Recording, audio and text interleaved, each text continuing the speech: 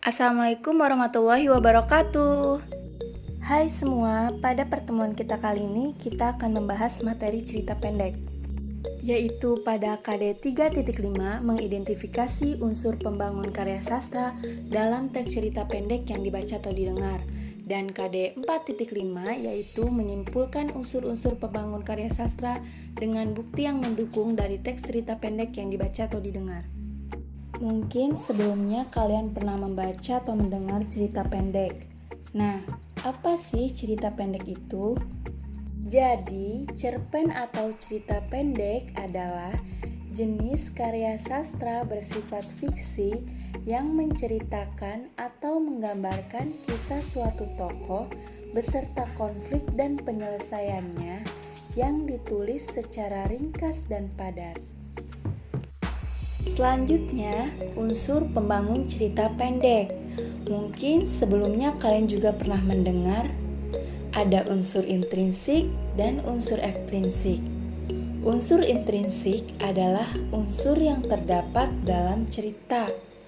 Sedangkan unsur ekstrinsik adalah unsur yang berasal dari luar cerita.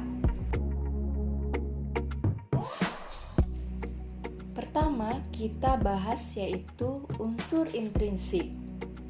Unsur intrinsik yang pertama adalah tema. Tema itu adalah ide utama dalam cerita pendek. Ingat, tema berbeda dengan judul ya. Untuk itu, kita perlu memahami isi cerita keseluruhan untuk menentukan sebuah tema. Yang kedua adalah tokoh. Tokoh adalah rekaan yang sengaja dibuat oleh pengarang untuk membangun cerita. Yang ketiga adalah penokohan. Penokohan yaitu karakter dari tokoh-tokoh yang ada di dalam cerita tersebut. Penokohan dibagi menjadi 3, yaitu antagonis, protagonis, dan tritagonis. Antagonis memiliki sifat jahat, sedangkan protagonis memiliki sifat baik. Dan tritagonis adalah tokoh pelerai di antara antagonis dan protagonis. Yang keempat adalah alur. Alur adalah rangkaian peristiwa yang ada di dalam cerpen, mulai dari awal hingga akhir. Nah, alur ini dibagi menjadi beberapa bagian. Yang pertama, alur maju, alur mundur, dan alur campuran. Yang kelima adalah latar. Latar dibagi menjadi 3. Yang pertama adalah latar tempat, latar waktu, dan latar suasana.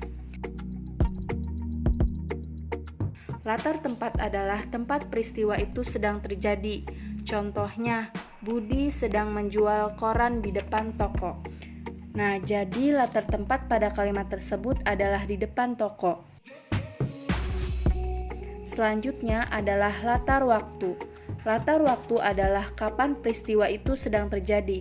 Contohnya, Pak Jainal jatuh dari motor tadi pagi. Jadi, latar waktu pada kalimat tersebut adalah tadi pagi. Yang terakhir adalah latar suasana.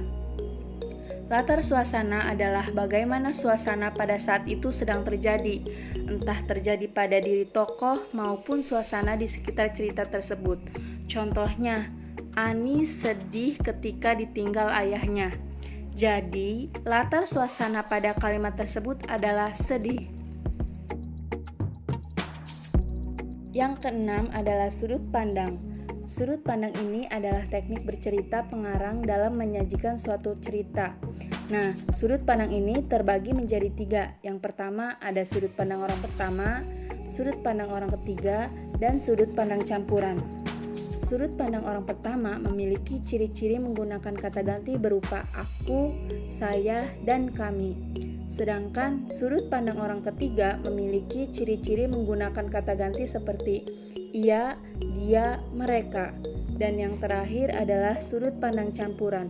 Nah, sudut pandang ini menggunakan kata ganti campuran seperti aku, kamu, kami, mereka, dan dia. Yang ketujuh adalah amanat. Amanat adalah pesan yang ingin disampaikan pengarang kepada pembaca. Jadi, semua itu adalah bagian dari unsur intrinsik cerita pendek yang di dalamnya terdiri dari 7 unsur intrinsik. Selanjutnya, kita akan belajar unsur ekstrinsik cerita pendek.